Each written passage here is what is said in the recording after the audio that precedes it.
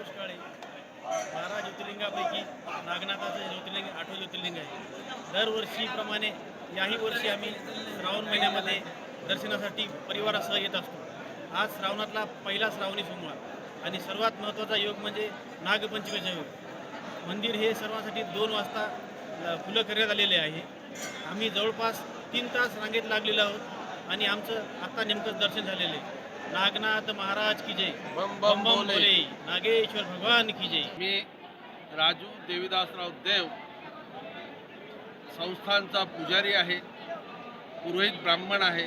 देवाची पूजा आजपर्यंत 1975 पासून या ठिकाणी करतो. हे 12 ज्योतिर्लिंगापैकी 8वं ज्योतिर्लिंग असून दर श्रावण महिन्यामध्ये कधी 4 सोमवार येतात, कधी 5 सोमवार येतात. यावेळेस 4 सोमवार आलेले आहेत.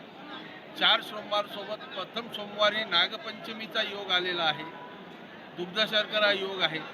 या दिवशी महादेवाला तांदळाची शिवमूठ वाहतात. श्रावण मासामध्ये शिवमूठ वाहण्याचं प्रत्येक सोमवारचं विशेष महत्त्व आहे. त्या योगे मनुष्य प्राण्याला जीवनामध्ये सुख, समाधान, शांती, लक्ष्मी ह्या गोष्टी प्राप्त होतात. यासाठी अष्टोत्तर बिल्वदलपत्र, शिवाही आणि शिवमूठ ही शिवाला अर्पण करतात. नागनाथ महाराज की जय. या ज्योतिर्लिंगाचं विशेष महत्त्व म्हणजे हे हरिहरात्मक ज्योतिर्लिंग आहे. विष्णू आणि शिव यांचं एकात्म रूप आहे. लिंग स्वरूप जे आहे ते महादेवाचं स्थान आहे आणि प्रक्षावळ जे आहे ते पार्वतीचं स्थान आहे. त्या योगे या ठिकाणी तुळशीची मंजुळा 12ही महिने चालते. एरवी आपण वैकुंठ चतुर्दशीला महादेवाला तुळशीची मंजुळा वाहतो आणि विष्णूला बेलाचं पान.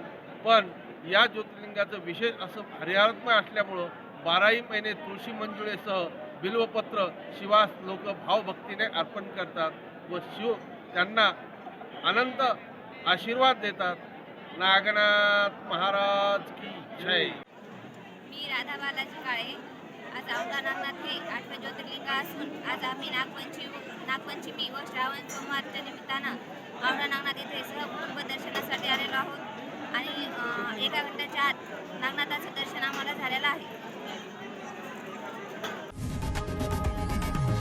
लोकशाही मराठी ऐका, पहा, जागरूक रहा.